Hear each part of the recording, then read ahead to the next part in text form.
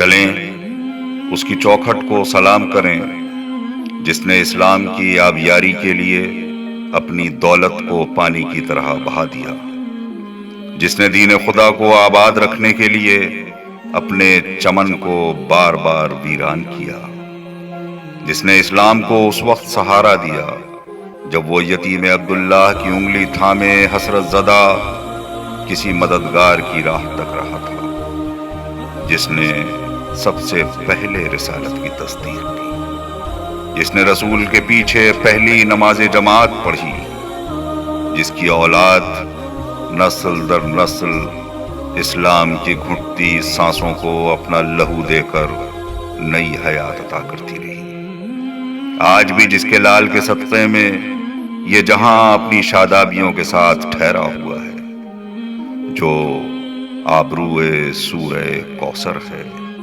جس کا شوہر شافع محشر ہے، جس کا داماد ساقی کوثر ہے، جس کی بیٹی خاتون محشر ہے، جس کے نواسے تفسیر کوثر ہے، جس کے در کو ملائکہ سلام کرتے ہیں، جہاں جبرائیل امین آ کے کلام کرتے ہیں، اور جس کا خیر البشر احترام کرتے ہیں، اس صاحبان کا اسم گرامی ہے جناب ختیجۃ الکبریٰ سلام اللہ علیہ۔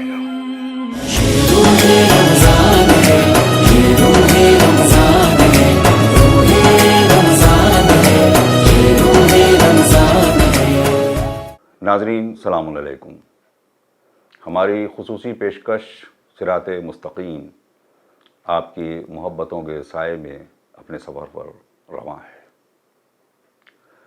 ناظرین، سورہ تکویر جس میں خداوند عالم نے قیامت کے حالات کا ذکر کیا ہے، اس کی ایک چھوٹی سی آیت ہے وَإِذَا الْمَوْءُودَةُ سُئِلَتْ بِأَيِّ ذَنبٍ قُتِلَتْ، یعنی جس وقت زندہ درگور لڑکی سوال کرے گی کہ مجھے کس جرم میں قتل کیا گیا، یعنی سوال مظلوم کی طرف سے ہوگا، اور وہ بھی روز محشر کہ جب کوئی عذر پیش کرنے کی گنجائش نہ ہوگی۔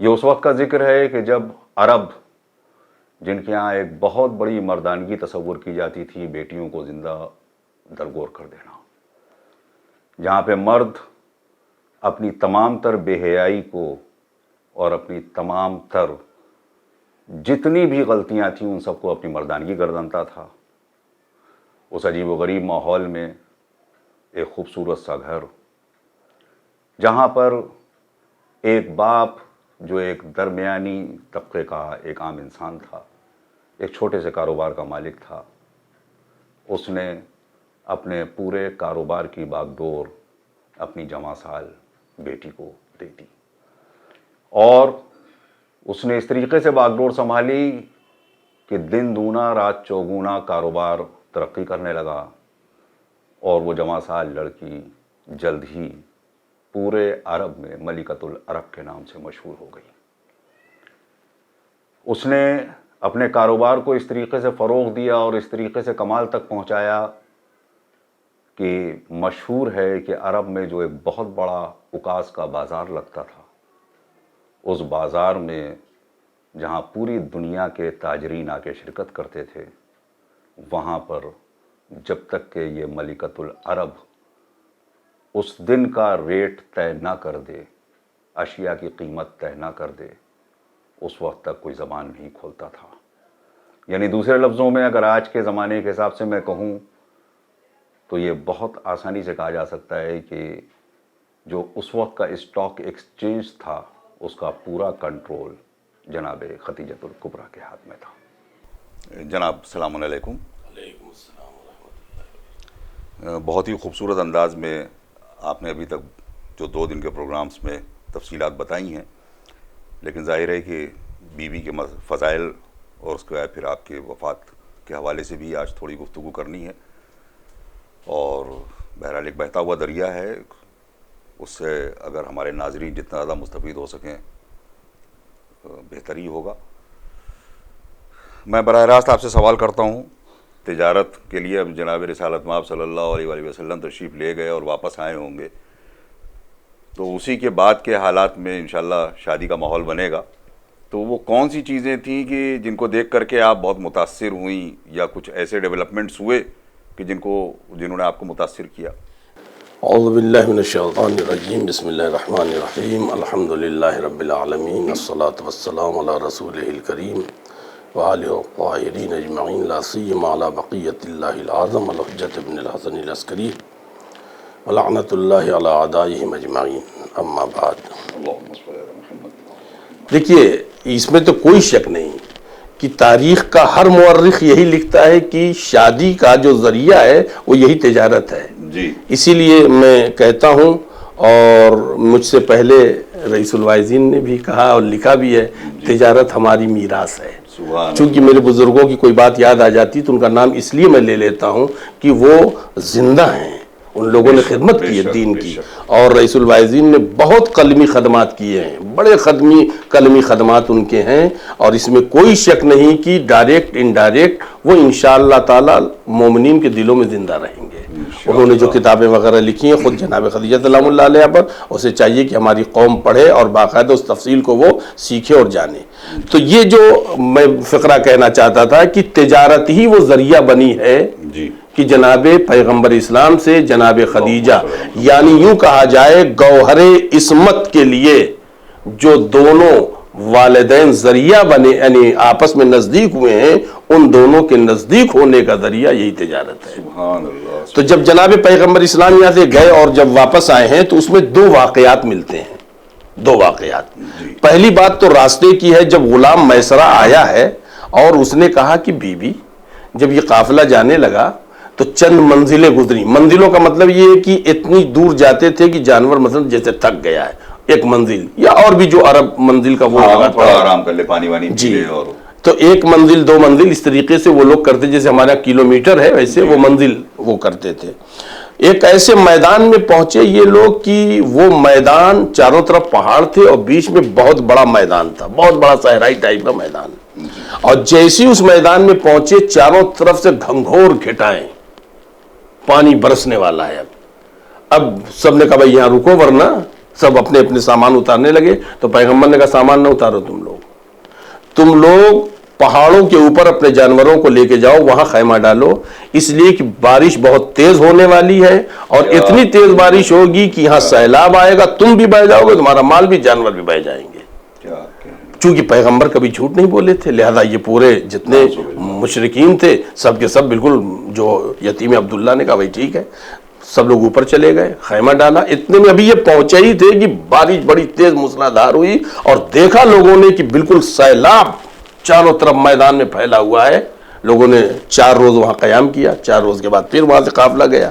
اب جو قافلہ گیا تو میسرہ بیان کر رہا ہے، کس سے؟ جناب خدیجہ سلام اللہ علیہ سے، اور کہا کہ ہم لوگ پہنچے ایک جگہ پر، اس جگہ کا نام ایلا، تاریخ میں ایک جگہ لکھا ہے، یا بصری، اس علاقے کا نام ایلا ہے یا بصری، یہ تاریخ میں دونوں نام آئے ہیں۔ وہاں پر بہت زیادہ پادری رہتے تھے، بہت زیادہ راہب، یہ جو عیسائیوں کے علماء اور یہ عبادت گزار جو تاریخ دنیا ہوتے تھے ان کو راہب یا پادری کہتے ہیں، یہ سب وہاں پر تھے۔ ان میں سب سے بڑا ایک عالم تھا، اس نے کیا دیکھا کہ جو قافلہ آ رہا ہے اس قافلے پر بادل ہے جو سایہ کیے ہوئے ہیں۔ سبحان اللہ۔ تو یہ اور غور سے دیکھنے لگا، اور پھر یہ اپنی ساری عبادت وغیرہ جو میں نے بھول گیا، بقیہ تو سب عبادت میں لگے تھے، اور جو سب سے بڑا عالم ان کا تھا وہ بڑے غور سے قافلے کو دیکھتا رہا۔ تو میسرہ کہتا کہ ہم نے دیکھا کہ وہ پادری نہ جانے کہ اس قافلے کی طرف دیکھ رہا ہے، اور پھر بار بار وہ حضور کی طرف دیکھ رہا ہے، بار بار یتیم عبداللہ کی طرف دیکھ رہا ہے، اس لیے کہ یہ جدھر جا رہے ہیں بادل ادھر ہی جا رہا ہے۔ ایک کنواں ایک زمانے سے وہاں پر تھا جس کا پانی کھارا تھا، حضور نے اس میں ہاتھ ڈالا اور کلی کی تو پانی میٹھا ہو گیا۔ تو جناب خدیجہ نے کہا اس کے بعد کیا ہوا؟ جناب خدیجہ نے کہا پھر اس کے بعد کیا ہوا؟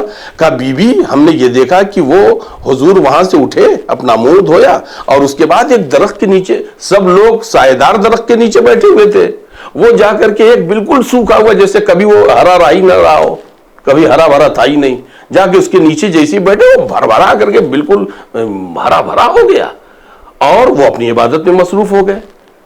تو جناب خدیجہ کہتی پھر اس کے بعد کیا ہوا؟ کہ اس کے بعد ہوا یہ کہ اس عالم نے بلایا کہ اس قافلے کا، اس پورے قافلے کا رئیس کون ہے؟ تو وہی مشرکین مکہ وہ گئے، کہ کیا بات ہے؟ کہا کہ یہ جو شخص جسے میں دیکھ رہا ہوں اس کے اندر نبوت کی علامت ہے۔ تم لوگ کہاں سے آئے ہو؟ کہا حجاز سے۔ کہاں حجاز سے آئے ہو؟ والدین اس کے مر چکے بچپنے میں، اس کو اس کے چچا پال رہے ہیں۔ کہا کہ یہ جو ہے نبی ہوگا، اس کے اندر میں نبوت کی علامت دیکھ رہا ہوں، اس لیے کہ اس کنویں کے پانی کا میٹھا ہونا اور اس جس درخت کے نیچے بیٹھا یہاں پر ہمیشہ نبی اترتا ہے، غیر نبی نہیں آتا یہاں۔ تو جب میسرہ نے یہ بیان کیا تو جناب خدیجہ نے پوچھا اس کے بعد کیا ہوا؟ کہا بی بی اس کے بعد یہ ہوا کہ آگے آگے ابو جہل جا رہا تھا، وہ پیغمبر سے دشمنی میں لگا ہوا تھا، جہاں کہیں چشمہ ہوتا تھا وہاں پر جو ہے وہ اینٹ پتھر پانی بھرتا تھا، آگے بڑھ چونکہ قافلے آگے آگے چل رہے تھے نا، تو اب وہ آگے رہتا تھا، وہ جو اس میں پتھر اتھر ڈال کر کے بند کر دیتا تھا، حضور جاتے تھے وہاں پر فخر لعاب دہن ڈال دیتے تھے، پھر پانی ابلنے لگتا تھا۔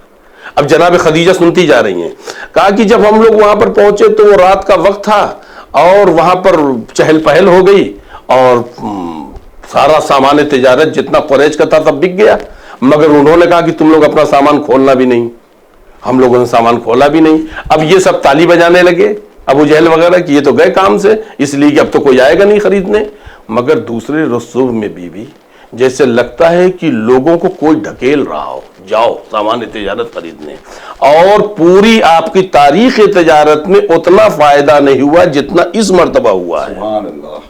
تو جناب خدیجہ نے یہ واقعات سن کے کہا میسرہ تجھے میں نے اس خوشی میں آزاد کر دیا کہ تو نے مجھے وہ بتایا ہے جس کا میں انتظار کر رہی تھی۔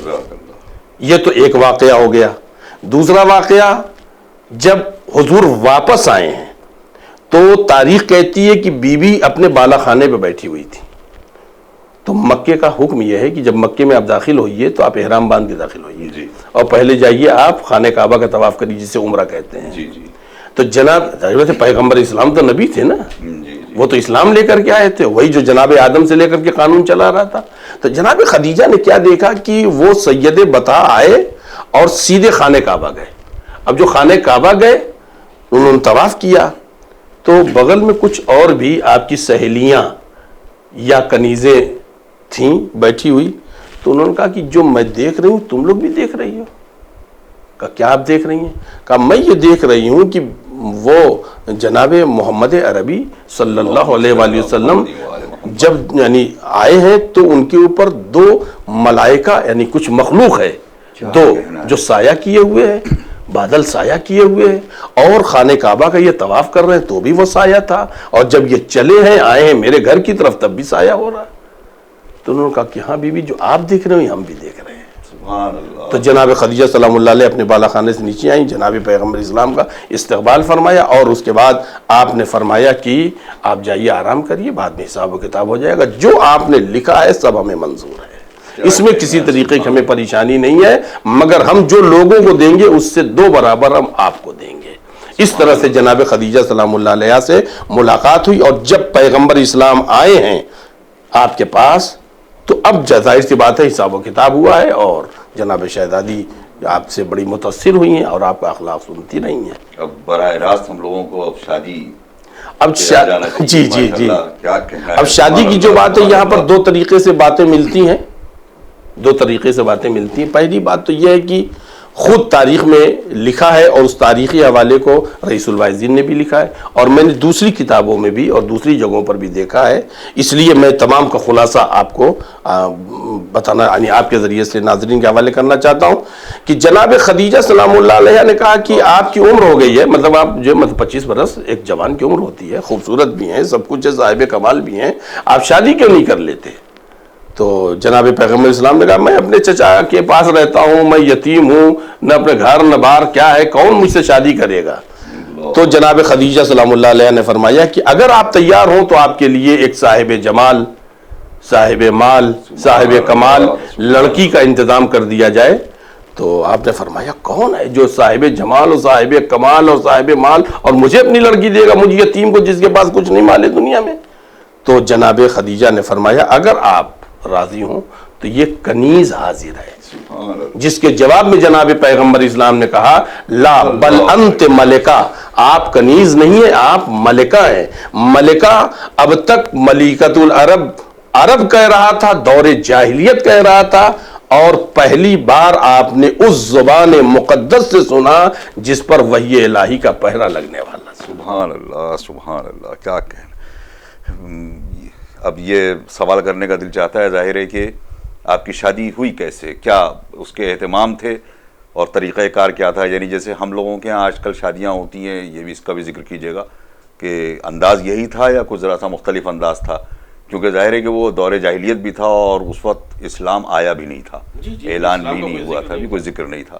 تو اس شادی کے اوپر تھوڑا روشنی ڈالیں.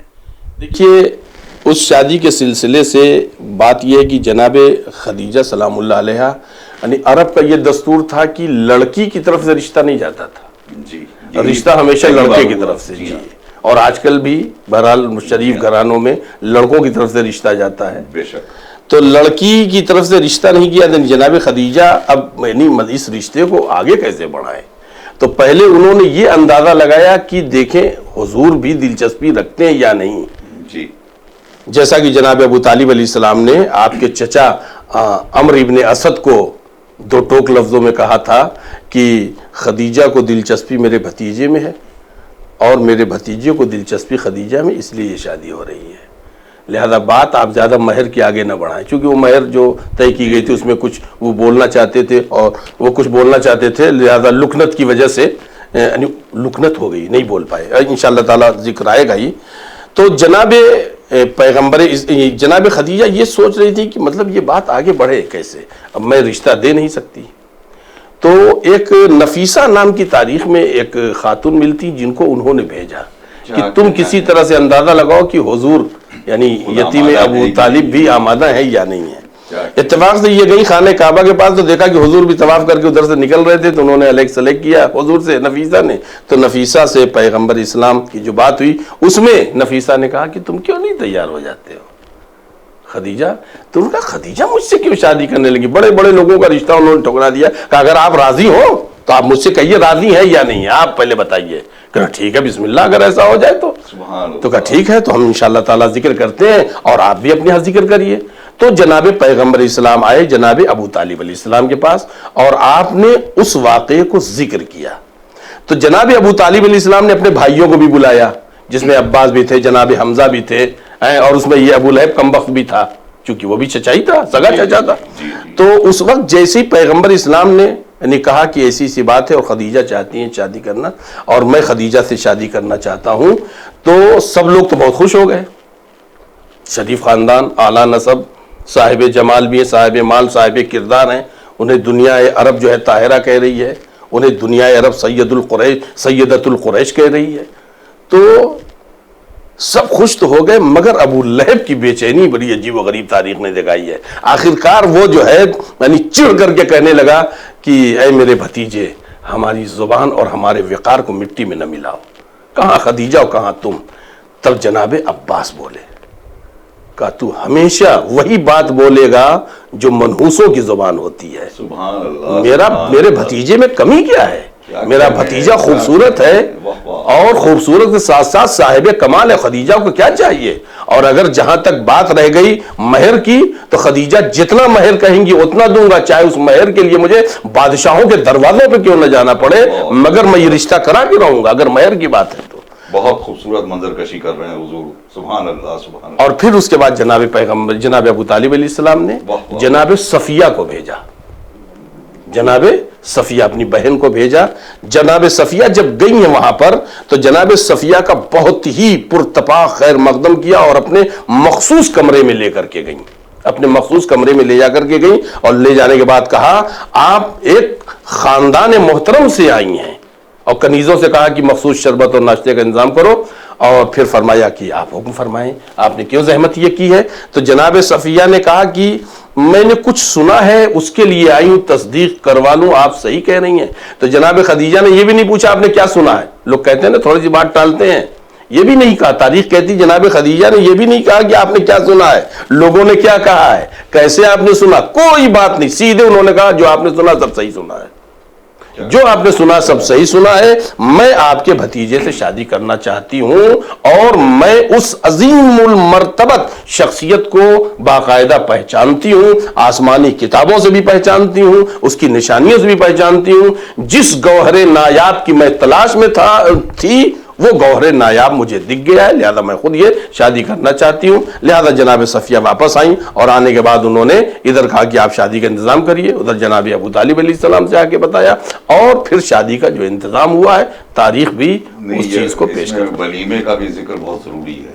ہاں، تو اس میں ولیمے سے پہلے تو خود جناب ابو طالب علیہ السلام بارات لے کر کے گئے ہیں، جناب ابو طالب علیہ السلام بارات لے کر گئے ہیں۔ میں نے کہا ولیمے کا ذکر بھی بہت ضروری ہے۔ جی جی، تو یہ جناب ابو طالب علیہ السلام جو بارات لے کر کے گئے ہیں، تو ظاہر سی بات ہے جناب عبد المطلب کی کا تاریخی قمیص پہنایا ہے۔ جی جی، اور پھر انہوں نے جن تبرکات سے سجایا ہے جناب ابو طالب علیہ السلام نے جناب پیغمبر اسلام کو، وہ تبرکات بول رہے ہیں کہ ابو طالب تبرکات انبیاء کے وارث کا نام ہے۔ سبحان اللہ۔ اور پھر جو جوانان ہاشمی جو اس زمانے میں بارات لے جانے کا، دیکھیے بارات تو ایک ہی گئی ہے، ہم محترم بھی اپنی مجلسوں میں پڑھتے تھے، سرکار رئیس الراجین انہوں نے لکھا بھی ہے، بارات تو ایک ہی گئی ہے، بقیہ تو سب پہنچائی گئی ہیں، مگر یہ کہ بارات تو ایک ہی گئی ہے۔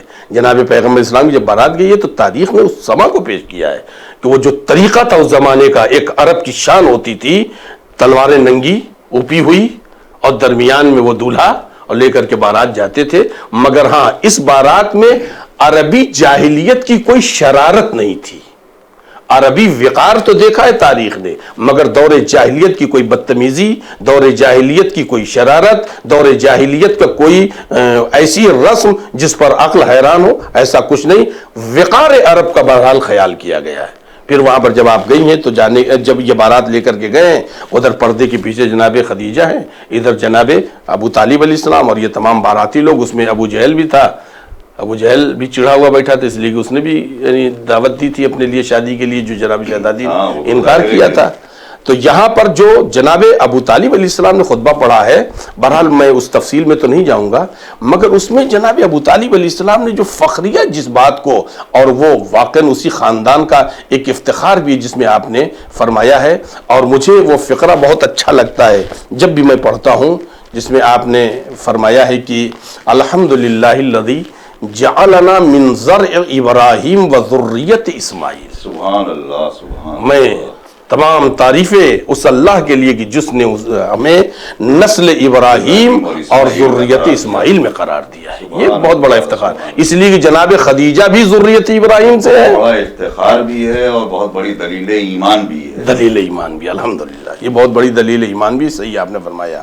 لہذا جو ہے جناب یہ ابو طالب علیہ الصلوۃ والسلام نے اس میں جن باتوں کی طرف اشارہ کیا ہے، اس میں میں بس خلاصے کے طور پر یہ بتا دوں کہ آپ نے پیغمبر اسلام کی بڑی عجیب و غریب تعریف کی ہے۔ میرا بھتیجا اس کمال کی بلندی پر ہے کہ دنیا کے کسی بھی انسان سے اس کا موازنہ نہیں کیا جا سکتا۔ سبحان اللہ۔ آج جتنے بھی نعت خان اور جو ہے پیغمبر کی سیرت لکھنے والے ہیں، یہ سب کے سب اس وقت لکھ رہے ہیں جب ہزاروں لوگ لکھ چکے ہیں۔ ابو طالب نے اس وقت تعریف کی ہے تو گویا یہ ہے کہ حضور جو ہے نعت کے بانی، جی نعت کے بانی، گویا حضور یوں کہا جائے کہ مقصد غزل کو دیکھ رہے ہیں اور غزل کہہ رہے ہیں۔ سبحان اللہ، سبحان اللہ۔ لہذا آپ نے جو تعریف کی اس میں کہ میرے یعنی قریش میں یا کسی بھی اس میں کوئی میرے بھتیجے کا موازنہ نہیں کر سکتا، کوئی ہے ہی نہیں جو کہ موازنہ کر سکے۔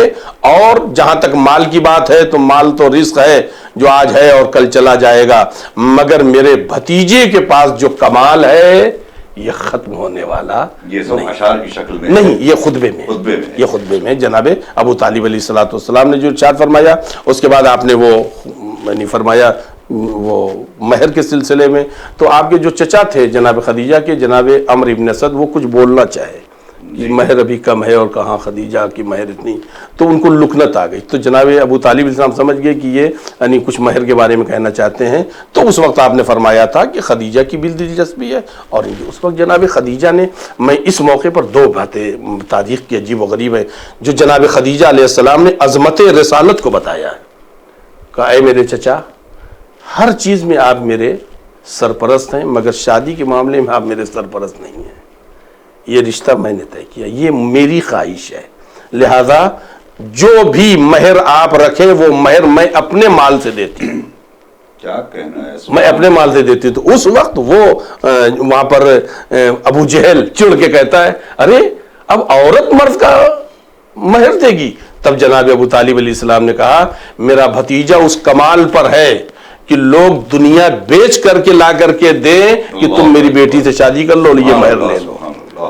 پھر جب وہاں سے یعنی بڑی پذیرائی ہوئی، ظاہر سی بات ہے وہاں پر کوئی ایسا نہیں تھا کہ جناب خدیجہ کے محل سرا میں یہ بارات گئی تھی، یہ کوئی معمولی جگہ پہ بارات نہیں گئی تھی، لہذا اس بارات میں جب واپس آنے لگے ہیں تو اب پیغمبر اسلام اب کیا کریں؟ تو پیغمبر بھی اپنے چچا ابو طالب علیہ السلام کے ساتھ موڑنا چاہتے ہیں۔ اتنے میں پردے کے پیچھے سے جناب خدیجہ نے آواز دی کہ میرے سید و سردار بیتی بیتو کا، میرا گھر آپ کا گھر ہے، میں آپ کی کنیز ہوں، آپ رکیے یہاں تاکہ میں آپ کی خدمت کروں، تاکہ میں اپنی آپ کی خدمت کروں۔ میں اس فقرے پر جناب صدیقہ جناب خدیجۃ الکبریٰ علیہ السلام پر میری جانیں نثار ہوں کہ آپ نے مقام رسالت بتا دیا، اتنی بڑی دنیا کی دولت کی ملکہ ہونے کے بعد بھی اپنے آپ کو رسالت کے سامنے کہہ رہی میں آپ کی کنیز ہوں، آپ رکیے تاکہ میں آپ کی خدمت کروں۔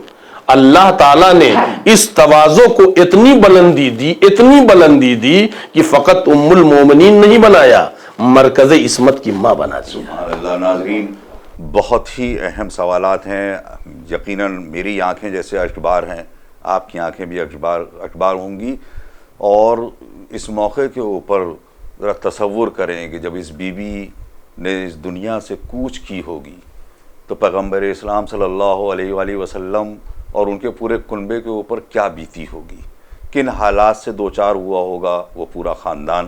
یقینی طور پر ابھی ہم بہت ساری باتیں ہم کریں گے، بی بی کے حوالے سے باتیں کریں گے، ہم چاہیں گے کہ کسی طریقے سے بھی آپ کے اندر جو بھی تشنگی ہے اس کو ہم دور کر سکیں، لیکن آج کیونکہ بی بی کی وفات کی بھی تاریخ ہے، اس عظیم المرتبت بی بی کی وفات کی تاریخ ہے، ہم سب کے لیے، کیونکہ جناب رسالت مآب صلی اللہ علیہ وآلہ وسلم نے اس سال کو کہ جس سال آپ کے چچا نے اور آپ کی زوجہ نے آپ کا ساتھ چھوڑا تھا، اس عظیم المرتبت بی بی نے آپ کا ساتھ چھوڑا تھا، عام الحزن کہا تھا۔ تو آپ کی وفات کے حوالے سے بھی، کیونکہ آج تاریخ آپ کی وفات کی ہے، ہم چاہیں گے کہ چند جملے مولانا کی خدمت میں مولانا سے ہم گزارش کریں کہ بیان کریں، مگر ہمارے ساتھ جڑے رہیے گا۔ کل انشاءاللہ ہم کوشش تو کریں گے کہ یہ پروگرام ختم ہو جائے، آپ کی بیوی کے حوالے سے جو فضائل اور جو باتیں رہ گئی ہیں وہ مکمل ہو جائیں، لیکن اگر مکمل نہ بھی ہوئیں تو ہم اس کو آگے بڑھائیں گے، اور یقیناً آپ بھی یہی چاہیں گے۔ میں اب قبلہ ان اشکبار آنکھوں سے آپ سے وفات کے حوالے سے کہ اس وقت کیا حالات پیدا ہوئے اور کن حالات میں آپ کی وفات ہوئی ہے۔ کہ جناب خدیجہ سلام اللہ علیہ کہ محبت کے سلسلے سے جناب پیغمبر اسلام کی جو محبت تھی، تو یہ میں کہہ سکتا ہوں کہ آپ محبوبہ رسالت بنائی نہیں گئی ہیں، آپ محبوبہ رسالت تھیں۔ سبحان اللہ۔ اور آپ نے پیغمبر اسلام کا جگہ جگہ ساتھ دیا، انشاءاللہ آئندہ کی باتوں میں آئے گا۔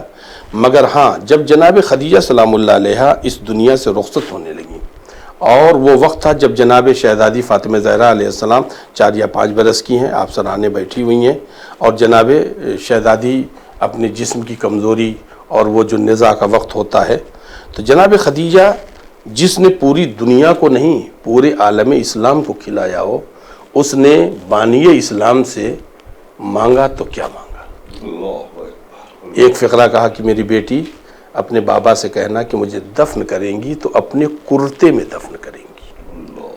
اور جناب خدیجہ سلام اللہ علیہ کی جب روح نکلی ہے تو جناب پیغمبر اسلام پر اتنا بڑا صدمہ پہنچا ہے کہ جب آپ تبلیغ کر کے گھر میں آتے تھے تو آنگن میں کھڑے ہو کے آسمان کی طرف سر اٹھا کہتے تھے ہائے خدیجہ، ہائے خدیجہ، اس طرح سے کہہ کے یاد کرتے تھے۔ اور جب جناب شہزادی انگلی پکڑ کے جیسے چھوٹی ہیں، جناب شہزادی پوچھتی تھی کہ بابا میری ماں کہاں ہے؟ اب پیغمبر جواب کیا دیں؟ اگر کہیں مر گئی ماں تو بیٹی کا دل دکھے گا۔ اس وقت جبریل آتے تھے اور آگے کہتے تھے آپ سیدہ سے کہیے کہ آپ کی ماں جنت میں مریم و سارا کے پاس ہیں، اور جناب پیغمبر اسلام نے اپنے کرتے میں آپ کو دفن کیا، اور جناب خدیجہ کی آج بھی قبر الحمدللہ موجود ہے۔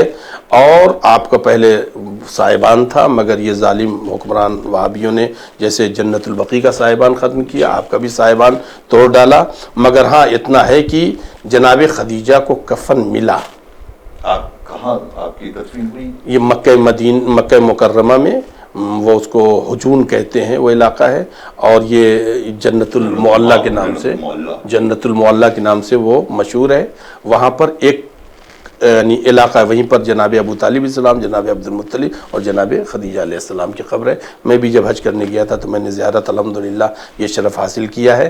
لہذا جناب خدیجہ سلام اللہ علیہ کی بارگاہ میں اتنا ہے کہ بی بی آپ مشرکین کے درمیان تھیں، اور آپ کی روح مشرکین کے درمیان تھیں، چاروں طرف دشمن تھے، چند مسلمان تھے، اس ماحول میں بھی آپ کی روح نکلی ہے۔ جناب پیغمبر اسلام نے آپ کو دن کے اجالے میں دفن کیا ہے، رات کے اندھیرے میں نہیں۔ مگر آپ کی وہ بیٹی فاطمہ زہرا ایک اکلوتی بیٹی ہے، جسے علی نے جب دفن کیا، شوہر نے دفن کیا تو رات کے اندھیرے میں، اور آپ کی بیوی پسلیاں تو نہیں ٹوٹی تھیں، مگر آپ کی بیٹی اتنی مظلومہ تھی، 18 برس کے سن میں عصا کا سایہ لے کے چلتی تھیں۔ اور جناب خدیجہ کی یہ وہ یادگار جو مدینہ جنت البقیع میں دفن ہو گئی، اس کی فریاد آج بھی باقی ہے۔ لہذا جناب خدیجہ سلام اللہ علیہ کا غم پیغمبر کا غم ہے، اور پیغمبر کا غم صاحبان ایمان کا غم ہے۔ یقیناً خدیجہ اپنی قبر میں سکون سے نہیں ہوں گی، کیونکہ آج بھی یہ خاندان، ان کے بچے مظلومیت کا شکار ہیں۔